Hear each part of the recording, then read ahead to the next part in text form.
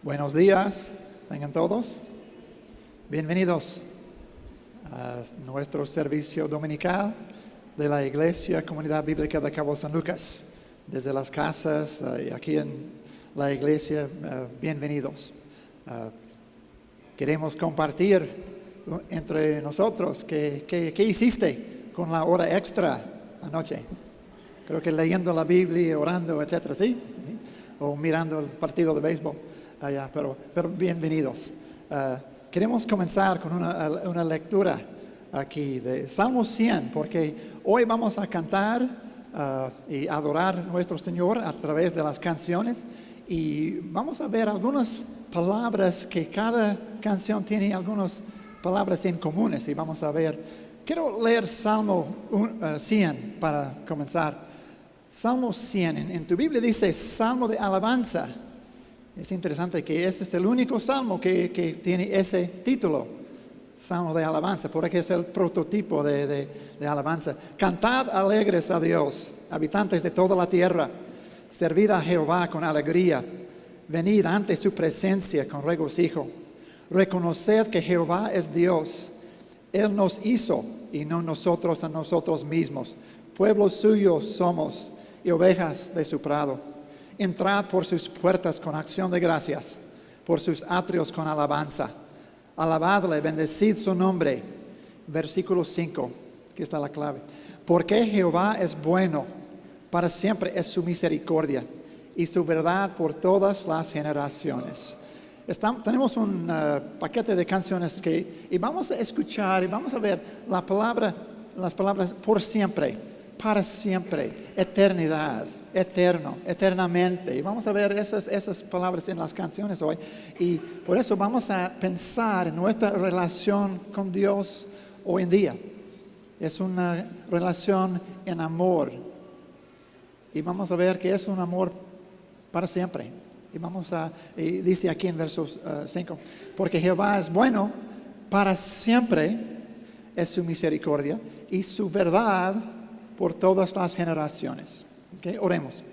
Padre nuestro, te damos gracias por tu presencia con nosotros ahora mismo, Señor. Gracias por este tiempo, Señor. Nuestro propósito es nada más ni nada menos, Señor, glorificar el nombre de nuestro Señor Jesucristo y darte la honra y la gloria, Señor.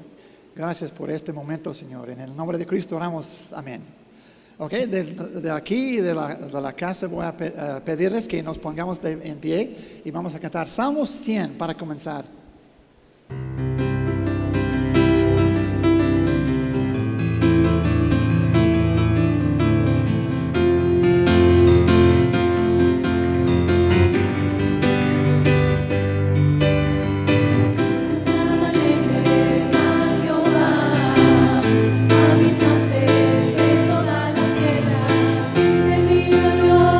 Alegría, venid a ver con regocijo.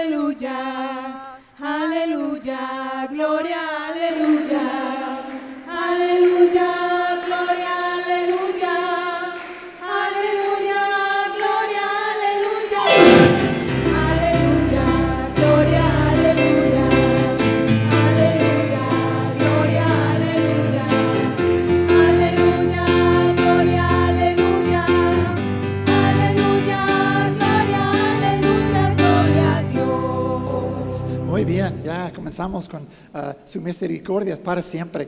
Y vamos a seguir cantando. Esa canción se llama Por Siempre. Y vamos a cantar que siempre Dios es fuerte, Dios es fiel. Su amor es para siempre. Cuando pensamos en las cualidades, las características de Dios, sus atributos, son para siempre. Estamos en un mundo que cambia mucho. Las cosas que eran buenas son aceptables ahorita y estamos cambiando, pero la verdad de Dios sigue eternamente. Y vamos a cantar por siempre su amor.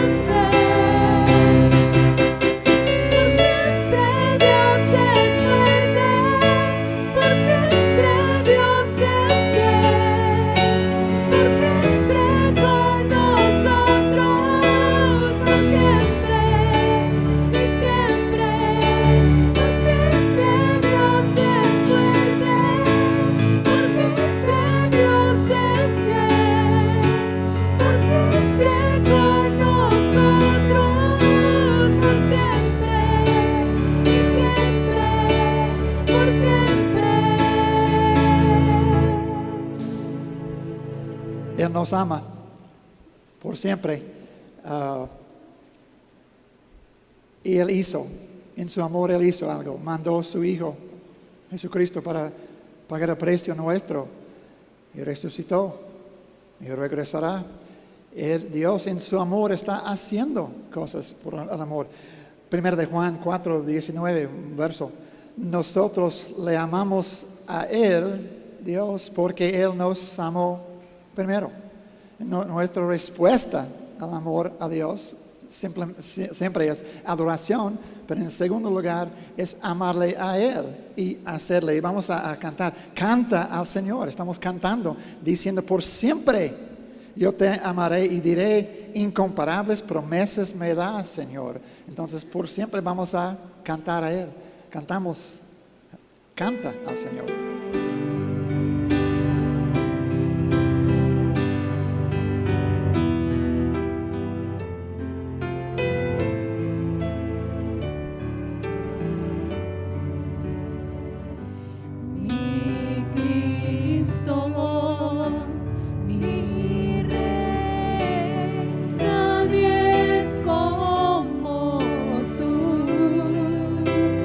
Toda mi vida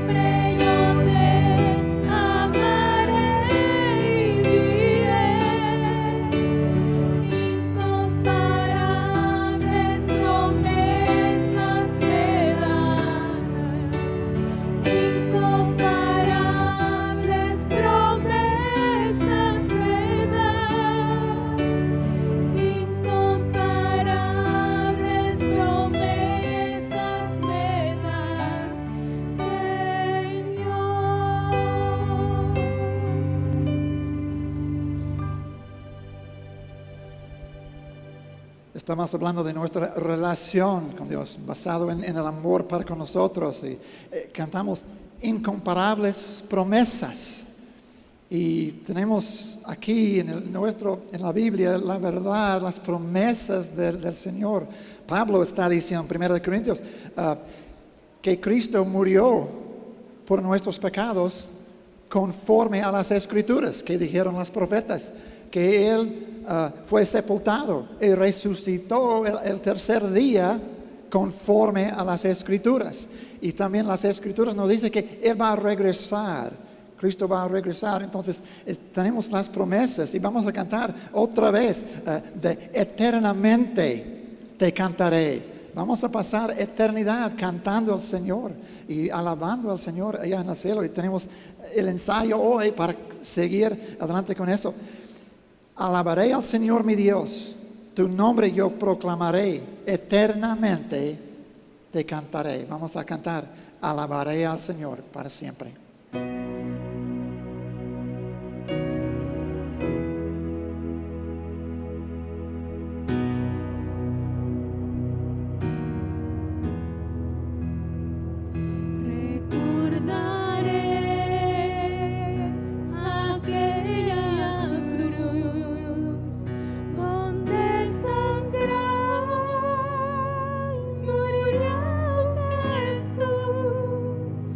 Heridas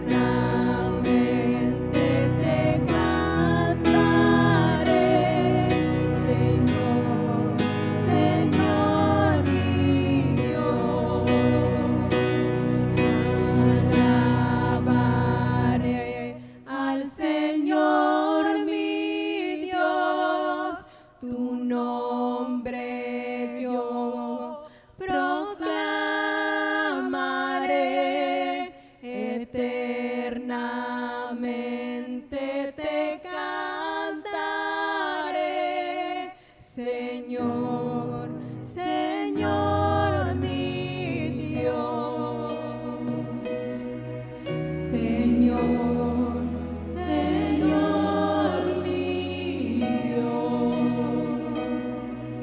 Señor, Señor mío.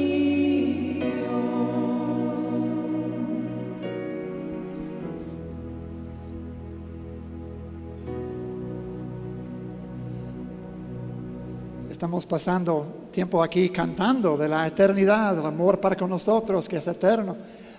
Y estamos alabando al Señor. Y la pregunta es, podemos hablar de eternidad, pero mañana, Roberto, mañana tengo que ir a trabajar. Y tú no sabes mi situación, tú no conoces a mi jefe, mi suegra, tú no conoces a mis problemas aquí.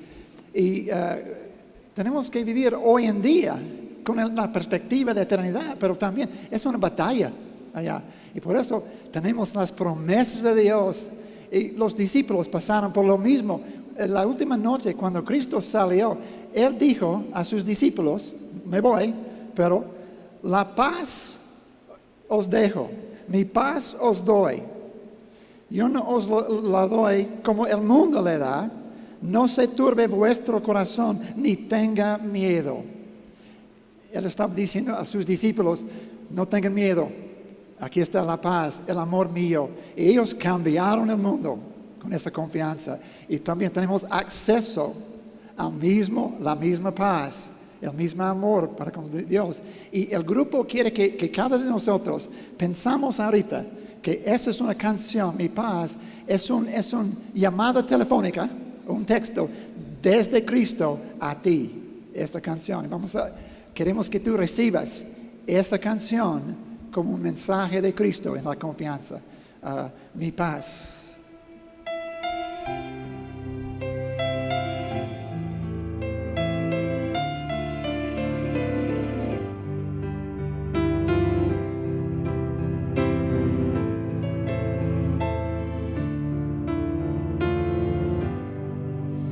Mi paz te doy a ti, es la paz.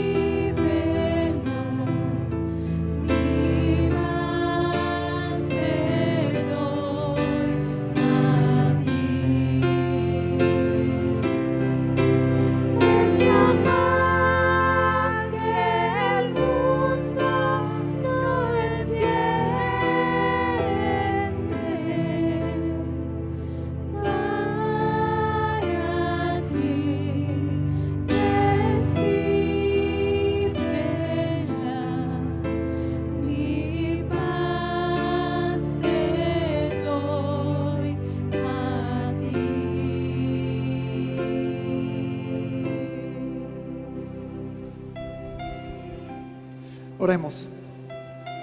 Padre nuestro, te damos gracias, Señor, por ese regalo, la paz que sobrepasa todo entendimiento, Señor. Gracias por las promesas que tenemos en ti, que tú nunca cambias. Tus promesas son para siempre. Podemos confiar en ti día tras día, sabiendo, Señor, que un día vamos a pasar eternidad adorándote, Señor, y dándote gracias en el futuro, día tras día, por las promesas cumplidas en nuestra vida, Señor. Te damos gracias, Señor, por somos beneficiarios del amor que nunca cambia, y nada ni nadie puede separarnos de tu amor. Gracias, Señor. En el nombre de Cristo oramos. Amén. Tenemos el tiempo de la ofrenda, y hermano Moisés va a dirigirnos en este tiempo.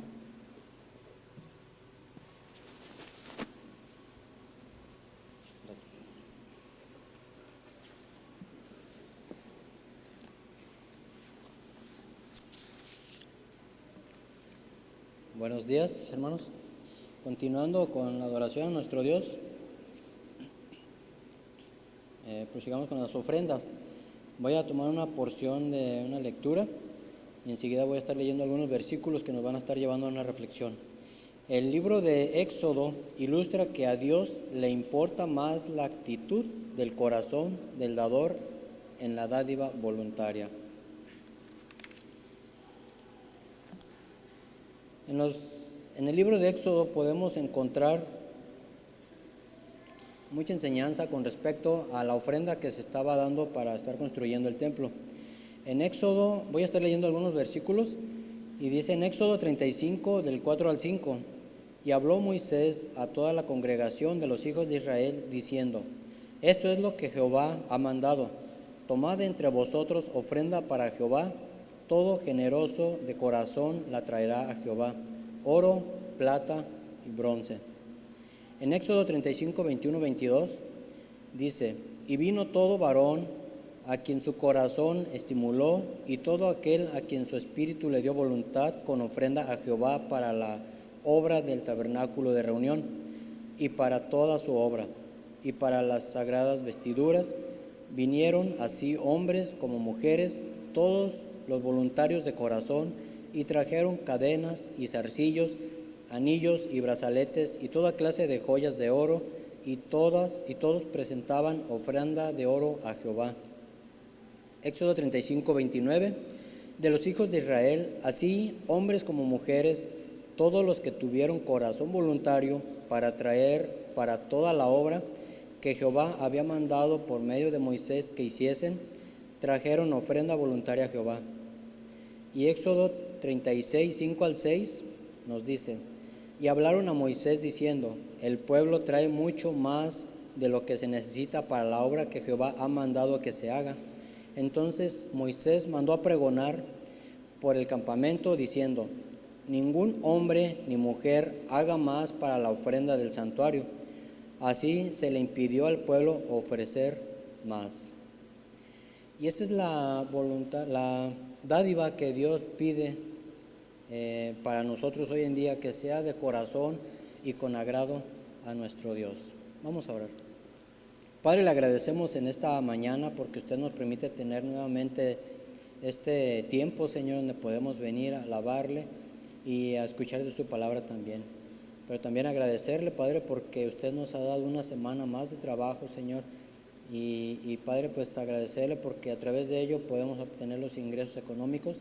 Y también, Padre, pedimos para que, Señor, como hemos visto, Señor, en estos versículos, Señor, cómo la gente, Señor, de Israel daba, Señor, de corazón, Padre. Y le pedimos, Dios, para que ese sea, Señor, nuestro sentir, Señor, en este domingo, Señor.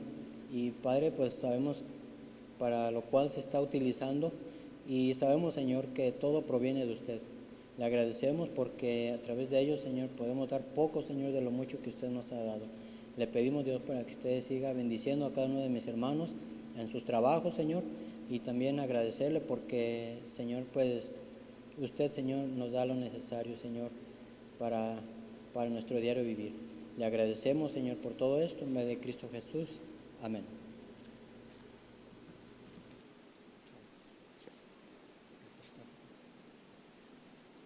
Gracias, Moy. Tenemos una caja atrás allá en la iglesia para recibir las ofrendas. Seguimos adorando a través del mensaje de hoy por Pastor Carlos Samuel.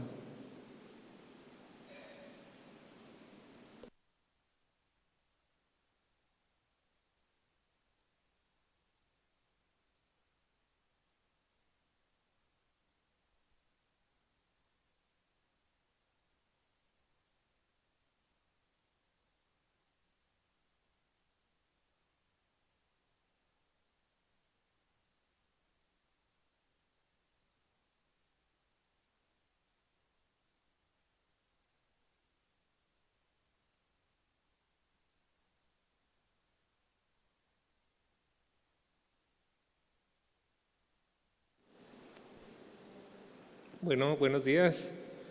Bienvenidos este domingo 25 de octubre que tenemos nuestro culto. Y bueno, me da mucho gusto que domingo a domingo estamos viendo un poquito más a hermanos de la iglesia que se han estado congregando y la verdad que bueno, sirvió esa horita más de sueño, ¿verdad? Personalmente se me quitó el sueño a las 5 de la mañana, así que aunque lo intenté y quise aprovechar, no me dio mi cuerpo para eso. Pero mire, qué bueno que ahora estamos aquí reunidos para buscar el rostro del Señor, que hemos sido ministrados también en este tiempo de la alabanza, y gracias a nuestro hermano Robert por la dirección y nuestra hermana Jerry con nuestras hermanas también dirigiéndonos a través de esos preciosos cantos. Muchas gracias, hermanos, por ese servicio que hacen al Señor. Y vamos a iniciar entonces con nuestra predicación del día de hoy, con un dato tal vez interesante para usted. ¿Sabía usted que existe un documento fuera de la Biblia que nos dice cómo eran las primeras iglesias y cómo celebraban la Santa Cena y los bautismos los primeros cristianos? Digo, un documento de su tiempo, no estoy hablando de un libro de historia reciente, pero un documento de su tiempo que nos dice cómo llevaban a cabo los servicios, las iglesias en aquellos días. Ese documento se conoce como la Didaqué, o también lo pueden encontrar si lo buscan en internet, la enseñanza de los apóstoles. Y fue un documento ampliamente difundido. Ya entre el año 70 y 80 después de Cristo, ese documento había llegado a iglesias de diferentes lugares y había sido traducido en diferentes idiomas. Este documento presenta el código de conducta de la iglesia primitiva.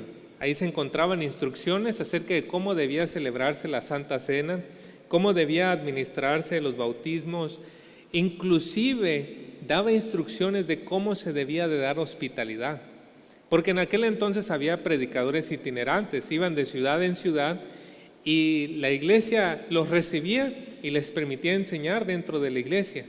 Entonces, ¿qué era lo que las instrucciones que venían ahí, por ejemplo, en la Didaqué respecto a ellos? Una de las instrucciones que me llamó la atención es que el predicador no debería de quedarse más de 2 días. Y decía, si se queda más de 2 días, es un falso profeta. Si te pide dinero, es un falso profeta. Pero si él llega, se queda en tu casa 1 o 2 días, le das de comer y él se va, recíbelo como a Cristo mismo. Daba instrucciones muy precisas donde la Escritura no las daba. Y yo me pregunto, ¿por qué era necesario un documento así, un código para la iglesia, cuando en ese momento se estaba escribiendo el Nuevo Testamento? ¿Por qué era necesario un documento así? Creo tener una idea para responder eso. Los mandatos e instrucciones de la Biblia a veces no nos dan una instrucción precisa para el momento en el que nos encontramos en el día de hoy. Podemos encontrar un mandato, pero ¿y cómo se aplica a mí que vivo 2000 años después?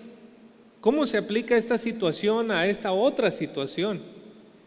Y ahí donde la Biblia guarda silencio, la iglesia ha venido componiendo documentos y códigos para ayudar a que la Biblia proporcione la sabiduría a saber cómo aplicar ciertos mandatos específicos a diferentes circunstancias o contextos. En su momento la Didaqué llenó ese vacío. Es decir, la Didaqué mostraba cómo debía aplicar la Santa Cena a la iglesia, porque el Señor dijo, esto lo tienen que hacer en memoria de mí.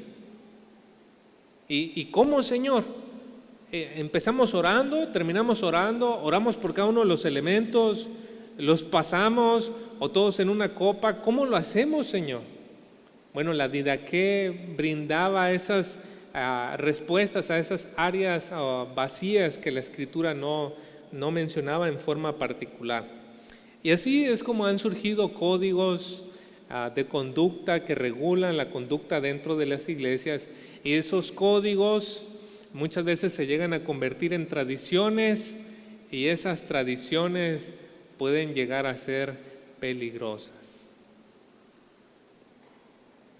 Las tradiciones pueden ser buenas, pueden ser útiles, pero las tradiciones están limitadas por el tiempo y las circunstancias. A la vez, las tradiciones pueden ser letales para una iglesia, queridos hermanos. Debido a la rebeldía que hay en nuestros corazones, tendemos a desvirtuar las tradiciones y a hacerlas nocivas. Y eso fue precisamente lo que ocurrió en los tiempos del Señor Jesús. Para este propósito vamos a ir al Evangelio de Marcos, capítulo 7, y la sección que nos corresponde es del versículo 1 al versículo 13. En realidad, la sección completa es hasta el versículo 23, pero no podemos abarcar todo eso en una sola predicación. Así que vamos a abarcar hasta el versículo 13. De otra manera, nos hubiéramos quedado aquí con mucha hambre y no es mi intención tampoco. Ahí tenemos el pasaje de Marcos, capítulo 7, versículo 1 al 13, y por tradición les voy a pedir que nos pongamos de pie, por favor. Voy a dar lectura y le voy a pedir de favor que me vaya acompañando con su vista en esta lectura. Se juntaron a Jesús los fariseos y algunos de los escribas que habían venido de Jerusalén, los cuales, viendo a algunos de los discípulos de Jesús comer pan con manos inmundas, esto es, no lavadas, los condenaban. Porque los fariseos y todos los judíos, aferrándose a la tradición de los ancianos, si muchas veces no se lavan las manos, no comen. Y volviendo de la plaza, si no se lavan, no comen. Y otras muchas cosas hay que tomaron para guardar, como los lavamientos de los vasos de beber, y de los jarros, y de los utensilios de metal, y de los lechos. Le preguntaron pues los fariseos y los escribas: ¿por qué tus discípulos no andan conforme a la tradición de los ancianos, sino que comen pan con manos inmundas? Respondiendo a él les dijo: hipócritas, bien profetizó de vosotros Isaías, como está escrito: este pueblo de labios me honra, mas su corazón está lejos de mí, pues en vano me honran, enseñando como doctrinas mandamientos de hombres.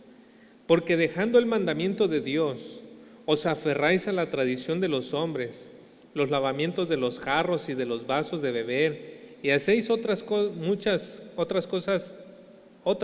cosas semejantes. Les decía también: bien invalidáis el mandamiento de Dios para guardar vuestra tradición, porque Moisés dijo: honra a tu padre y a tu madre, y el que maldiga al padre o a la madre muera irremisiblemente.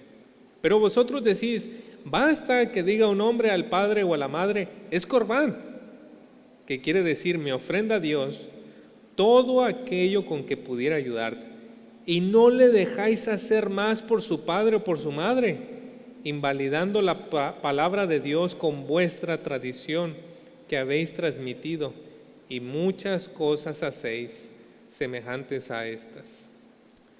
Oremos, hermanos. Oh Señor bendito, Señor Jesucristo, usted está preparando una iglesia gloriosa, radiante, limpia y pura. No una iglesia falsa, no una iglesia de mentira, que puede aparentar por fuera tener mucha justicia, ser muy obediente, cuando por dentro puede estar desobedeciendo, deshonrándole. Oh Señor, use este sermón, por favor, para mostrar nuestro corazón ante usted y derribe todas esas máscaras que puede haber debido a las tradiciones, debido a querer sujetarnos a ciertas cosas externamente mientras nuestro corazón no es suyo, Señor.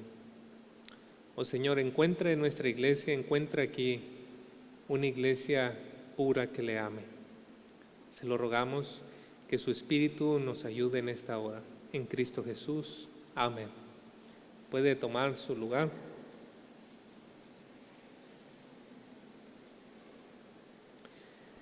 En el pasaje que nosotros tenemos delante, aquí en Marcos 7, vemos a nuestro Señor entrar en una controversia con los líderes religiosos de su tiempo. ¿Quiénes eran? Los fariseos y nos dice, y los escribas. Estos últimos, los escribas, eran los expertos en la ley, eran los conocedores de las tradiciones del Antiguo Testamento o de las tradiciones que se había formado con la sabiduría de los años. ¿Cómo vamos a aplicar el mandamiento del reposo, de no trabajar en el día de reposo? Ellos eran expertos en saber qué era trabajo y qué no era trabajo. Era la parte de los escribas, poder reconocer de ello. Y entonces nos damos cuenta que esta controversia del Señor no era poca cosa. Él estaba en una controversia con los principales actores del judaísmo y sus tradiciones. Era un asunto bastante serio. Y esta no es la primera vez que Jesús ha tenido una controversia con ellos. En el capítulo 2 de Marcos, que nosotros ya estuvimos viendo, hemos visto varias controversias.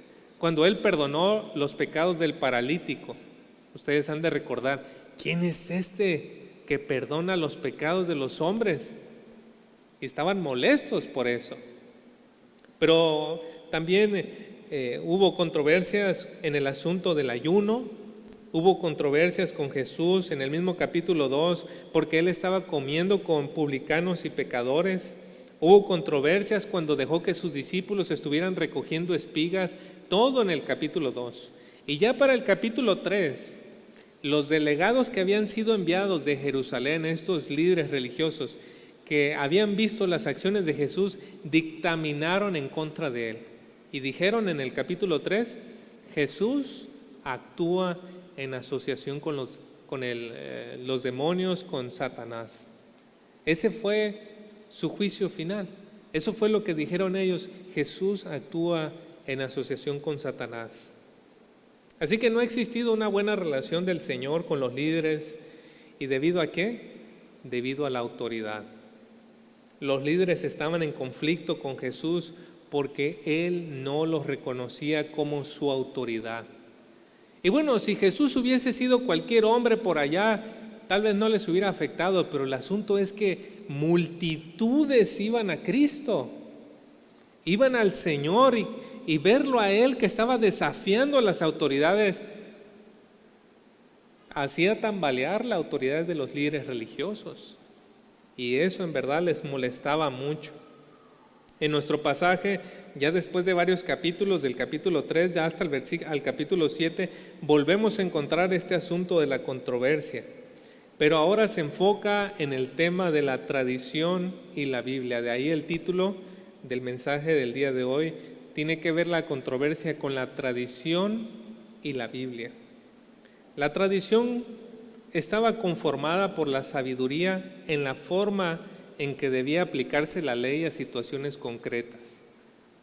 Lo voy a repetir porque es importante que entendamos qué se refiere con tradición. La tradición estaba conformada por la sabiduría en la forma que debía aplicarse la ley en situaciones concretas. Y esta tradición pasaba de los maestros más viejitos a los más jóvenes. Ellos estaban comunicando: mira, yo recibí de mi abuelo esta enseñanza. Y así se iban comunicando las tradiciones a las generaciones más recientes, hasta que en el siglo III, por fin esas tradiciones se fueron compactando, y hoy existe el libro que se llama la Mishnah, es de los judíos. Ahí están escritas las tradiciones orales que según ellos provienen desde Moisés. Respecto a Jesús, Él fue poco sensible con las tradiciones. Nuestro Señor no tuvo cuidado en herir las mentes legalistas de los líderes religiosos. El Señor no se ocupaba ni se preocupaba de ofender tradiciones. Claro, Él nunca desobedeció ninguna parte de la ley de Dios. Pero en lo que respecta a las tradiciones, el Señor hasta parece que intencionalmente las quebrantaba. Él flagrantemente desobedecía a las tradiciones o dejaba que sus discípulos las desobedecieran. Y nos tenemos que preguntar: ¿por qué hizo eso el Señor? ¿Por qué el Señor mejor no fue un poquito más diplomático y así como en este caso empezó a lavarse las manos y sus discípulos y empezaran a comer y respetando a la gente alrededor? ¿Por qué Él flagrantemente deja que rompan con la tradición? Sin duda tenemos que pensar que el Señor tenía un propósito. Y ese propósito era poder exponer el pecado que estaba en el fondo de las tradiciones. ¿Por qué el Señor las quebrantó? Para exponer los corazones de las personas. Y ahorita vamos a ver cómo. Nuestro pasaje nos deja ver al menos 2 errores muy evidentes de la tradición. El primer error, o lo primero que podemos señalar a lo largo de nuestro pasaje, es que la tradición es reprobable cuando te aleja de los mandamientos de Dios. ¿Cuándo una tradición es mala, pastor? ¿Cuándo una tradición debe de desecharse? Cuando te aleja de los mandamientos de Dios. Mire los versículos 1 y 2.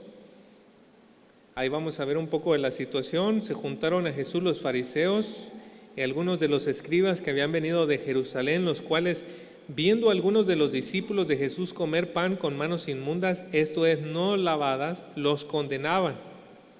Aquí nos encontramos la situación que detona el problema. Los discípulos estaban comiendo sin haberse lavado las manos antes. Bueno, el día de hoy en cualquiera de nuestra casa tendría un problema si no lo hace, ¿no? Vienes de la plaza, vienes del mercado y te sientas a comer, ¿no? Vas a escuchar el grito de la esposa: ¡Hey! ¿Ya te lavaste las manos? Pero nuestra situación es distinta. Hay una pandemia alrededor de nosotros y todo eso. El caso aquí es diferente. En la ley sí se encontraba un mandamiento de lavamiento de manos, pero ese mandamiento en Éxodo capítulo 30 y capítulo 40 era únicamente para los sacerdotes. Solo los sacerdotes tenían que llevar a cabo el proceso de lavamientos y bañarse ellos completamente. No se le exigía al resto de los judíos. Sin embargo, la tradición hizo que ellos guardaran esa ceremonia para toda la gente.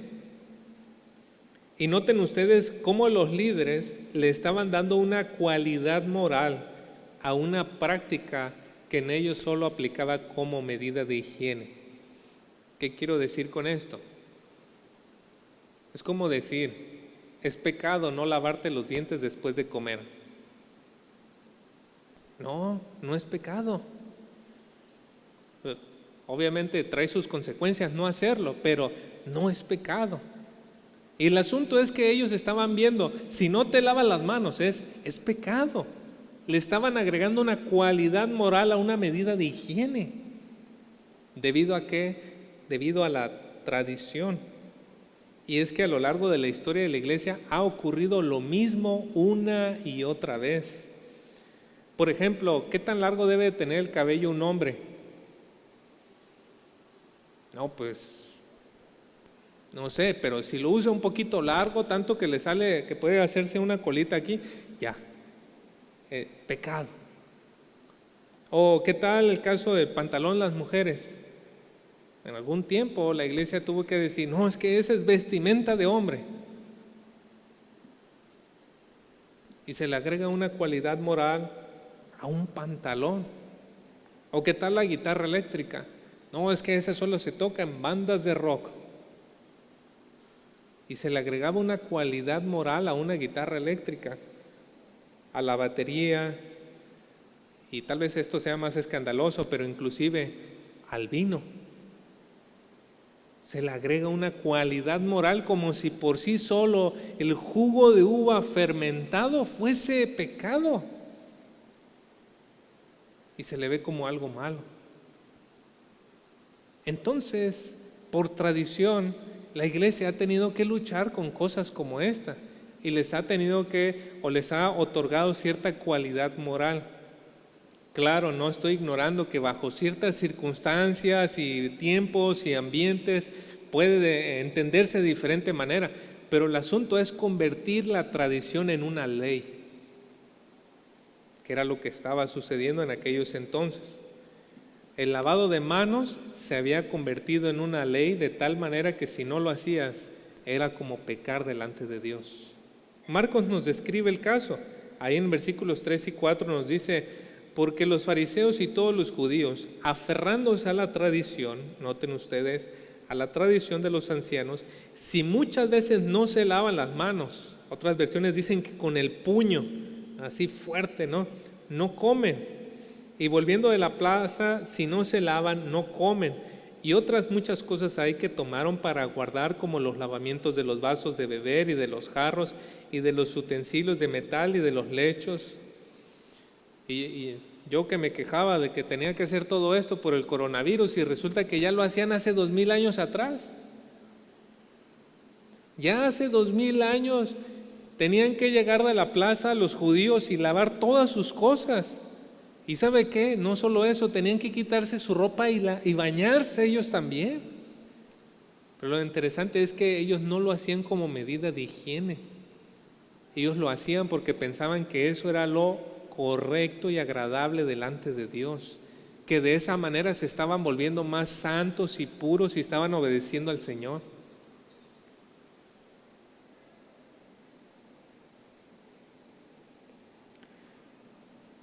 Por eso cuando vieron que los discípulos no estaban haciendo estas cosas, increparon al Señor y le preguntaron duramente. Ahí en el versículo 5 de su Biblia puede leer, dice: le preguntaron pues los fariseos y los escribas: ¿por qué tus discípulos no andan conforme a la tradición de los ancianos, sino que comen pan con manos inmundas?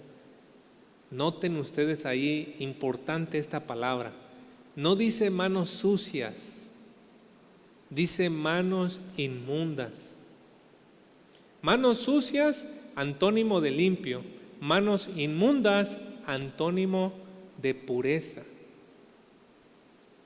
¿Qué quiere decir eso? Cualquier cosa inmunda no es apropiada para el servicio a Dios. Los animales inmundos no podían ser ofrecidos en el sacrificio del templo. Las personas inmundas no podían entrar en el templo, en el tabernáculo. Y estaban acusando a Jesús, porque él, siendo el maestro, era responsable de sus discípulos, de que sus discípulos tenían manos inmundas, que no eran agradables a Dios, que no eran aptos para el servicio a Él. Estaban acusando a nuestro Señor de participar en actos que iban en contra de la naturaleza santa de Dios. Ya habían llegado muy lejos. No eran manos sucias, para ellos eran manos inmundas. ¿Y cómo respondió el Señor a eso?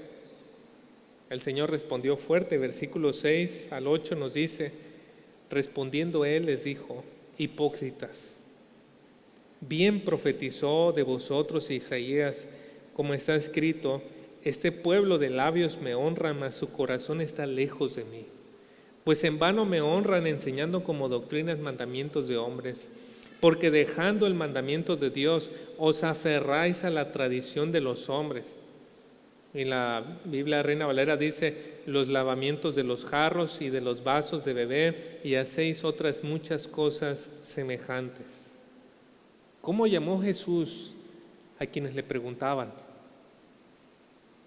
Los llamó hipócritas, ¿no? Hipócritas, les dijo. Este es un calificativo duro, hermanos. Pero en la antigüedad debemos de entenderlo así. En la antigüedad, un hipócrita era un actor. Un hipócrita era simplemente un actor. Era alguien que se subía al escenario, se ponía una máscara de alguien que quería personificar a algún rey o alguien importante de la sociedad, y comenzaba a actuar. Eso era antiguamente un hipócrita. Y algo obvio de un actor como lo era el hipócrita es que por más que pueda representar él un papel, al final se tiene que quitar la máscara y hay una vida real que tiene que vivir. Y así ocurría con los líderes religiosos. Eran buenos actores y personificaban a personas, a gente muy santa. Mostraban como si fueran muy espirituales externamente, pero en su interior eran personas distintas. Podían engañar a todo el mundo, pero no podían engañar al Señor, porque no hay pensamiento ni hay actitud de su corazón o de mi corazón que pueda estar oculto ante los ojos de aquel a quien tenemos que rendir cuentas. No hay nada que se pueda esconder del Señor. Y ellos no se podían esconder del Señor. El profeta Isaías ya había hablado de ese pecado 700 años antes. Y noten ustedes, era un pecado que todavía estaba ocurriendo en Israel. Y que todavía está ocurriendo el día de hoy. Y todo esto ocurre en la medida que se desconecta a la tradición de las Escrituras. Acuérdense ustedes, ¿para qué servía la tradición? La tradición sirve para agarrar el mandamiento de la Biblia y aplicarlo en una situación concreta en el día de hoy. Y la tradición puede ser útil por un tiempo y puede ser útil por una época, pero van a venir nuevas generaciones y va a ser necesario desechar esa tradición, volver a voltear a ver a la Biblia y volver a formular una tradición para esa sociedad y para ese tiempo en específico. El problema ocurre cuando despegamos la tradición de la Biblia, y eso es lo que muy a menudo sucede. Permítame explicarle cómo la tradición puede alejarnos del mandamiento y convertirnos en hipócritas o actores de espiritualidad. La tradición, por lo general, será más fácil de obedecer que el mandamiento, y por ello la persona tiende a denigrar en orgullo. ¿Por qué? Porque podemos tener una cierta tradición que nos haga sentir satisfechos con que ya estamos obedeciendo a Dios, con que estamos cumpliendo con Él, pero en el fondo no lo estamos haciendo y estamos desobedeciendo algún mandamiento específico. Voy a ponerle un ejemplo. Cuando inicié la predicación, para leer la lectura bíblica, ustedes se pusieron de pie. ¿Por qué nos ponemos de pie? Bueno, una de las razones es por respeto a la palabra de Dios. Y podemos sentir que cuando nos ponemos de pie, la leemos, es como, wow, se toma en serio las Escrituras. Pero una vez que nos sentamos, y si quizá usted me está escuchando en este momento y está con su mente pensando en los 1000 problemas que tiene que ir a pagar, que tiene que ir a hacer esto y esto y lo otro, ¿qué sucede? Con su cuerpo dijo, yo respeto que Dios va a hablar, Pero en la mente donde nadie le observa, usted ha dejado de respetar la palabra de Dios y el Señor. Así que la tradición nos puede hacer sentir que sí estamos cumpliendo, pero en el fondo es fácil desviarse del mandamiento de verdad, mostrar respeto por el Señor. Entonces es fácil que podamos caer en ese asunto y llenarnos de orgullo con que ya cumplimos. Ya vine a la iglesia, pastor, ya vine, Señor, ya estuve orando, estuve cantando, llegué temprano, hice esto, te serví, hice una y otra cosa. Pero realmente el corazón es de Cristo. Tengamos cuidado, porque para eso nos puede llevar la tradición. Pero también la misma tradición que nos puede hacer orgullosos, creyendo que yo sí llegué temprano, creyendo que yo sí hice, creyendo que esto, creyendo que el otro, que yo estoy sirviendo, que estoy así, que estoy así, y que nos inflemos por acá. La tradición también nos puede llevar a otro extremo, el libertinaje. ¿Por qué? Porque una vez que creemos que hemos cumplido, en nuestro interior podemos almacenar toda clase de pensamientos y toda clase de malicia. Y mientras nadie me ve, puedo hacer lo que yo quiera.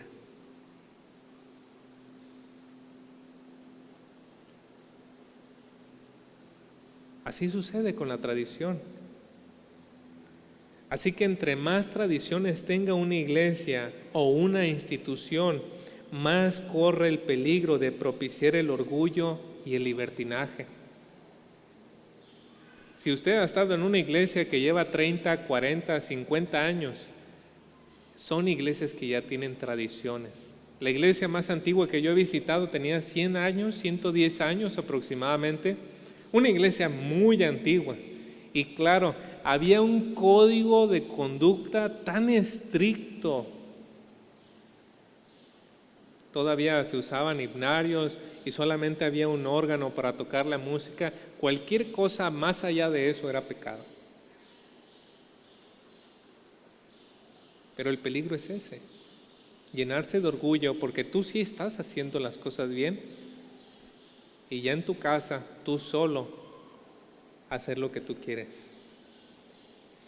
Ya hemos dicho hasta aquí, queridos hermanos, que la tradición puede ser buena como una aplicación de un mandamiento o una circunstancia específica de su tiempo. Sin embargo, es reprobable cuando nos aleja del mandamiento. Hemos visto que la tradición puede alejarnos del mandamiento al propiciar la hipocresía en nosotros. Debemos de tener cuidado con eso y al final les voy a decir por qué. Pero quiero señalar otra cosa acerca de la tradición y vamos a pasar más rápido en esto, y es esto: la tradición es reprobable cuando suplanta la palabra de Dios.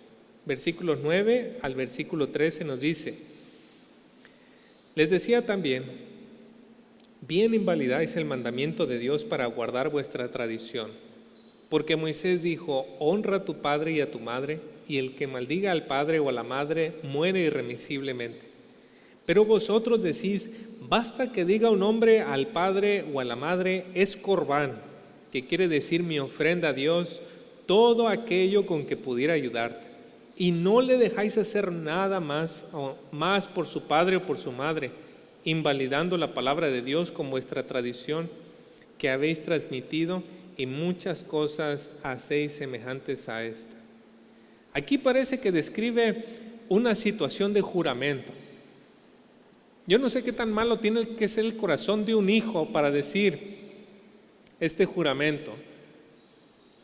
Jurar a Dios que todo lo que pueda darle a mi padre, mejor se lo doy a Dios. ¿Qué tan malo debe de ser el corazón de un hijo para hacer eso?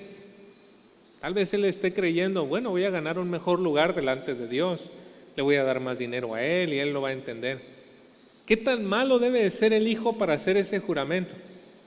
Pero más allá, ¿qué tan malo debe de ser el grupo de líderes religiosos que acepta un juramento como ese? ¿Por qué? Porque usted y yo no podemos jurar, ir en contra de la palabra de Dios. La palabra de Dios dice, honra a tu padre y a tu madre, y no puedes jurar, decir, Dios, te voy a jurar que no voy a cumplir ese mandamiento. Esa es una absoluta falsedad. Pero como los líderes tenían la tradición de que si hacías un juramento a Dios tenías que cumplirlo fuese lo que fuese, entonces dejaban a la persona desarmada y decían, bueno, yo ya juré que iba a hacer eso, tengo que cumplir. Y Cristo dice, no, ¿cómo estás poniendo una tradición por encima de un mandamiento?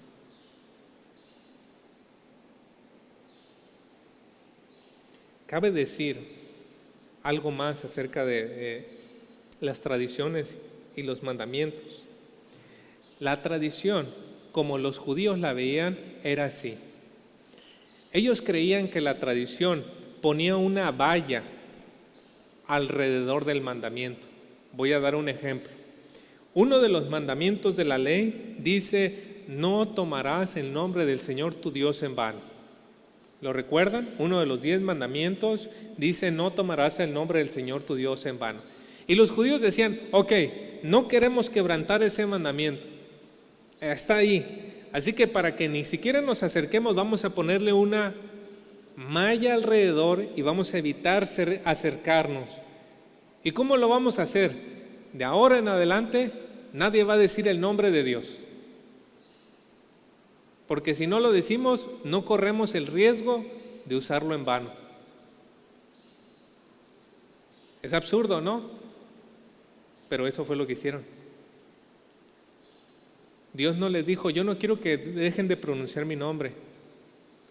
Pero ellos agregaron un mandamiento más. Y un mandamiento que al final se respetaba por encima, o una tradición que se respetaba por encima del mandamiento de Dios. Y de esa manera dejaron de lado un mandamiento y lo que implicaba por respetar una tradición. Quiero empezar a concluir aterrizando las ideas que acabo de comentar. Las tradiciones habían hecho que el pueblo hiciera un muro entre ellos y Dios. La tradición hacía sentir que las personas eran justas delante de Dios y por ello ellos no creían que necesitaban una misericordia radical de Dios. ¿Por qué si yo no soy tan malo?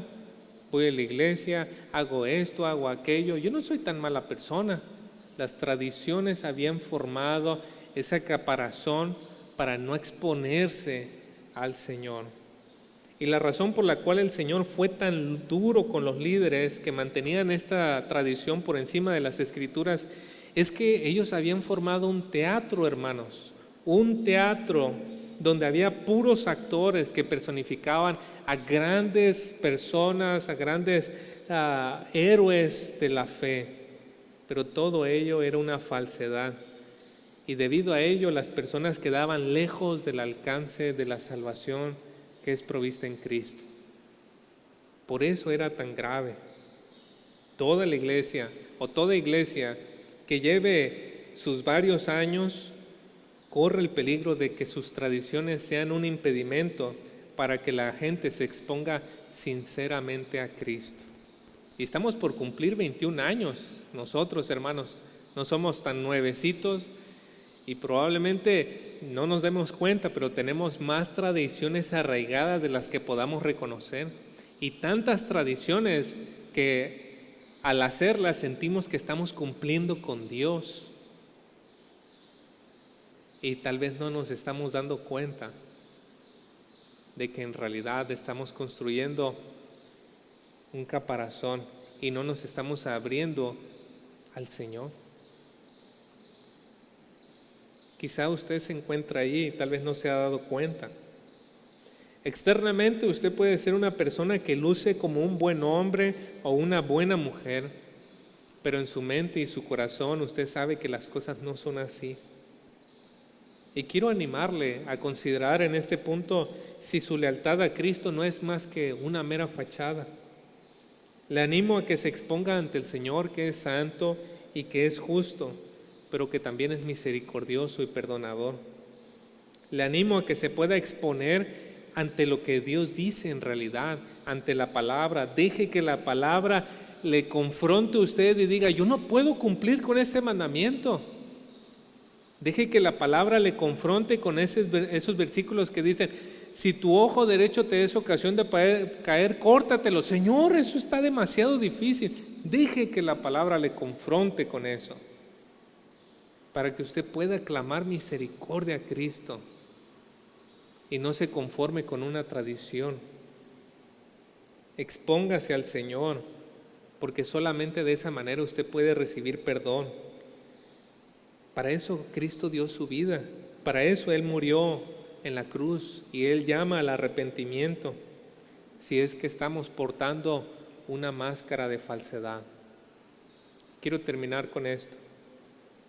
El Señor está preparando una novia pura, ¿no es cierto? Una novia pura y sin mancha, no una que aparenta serlo. Oremos.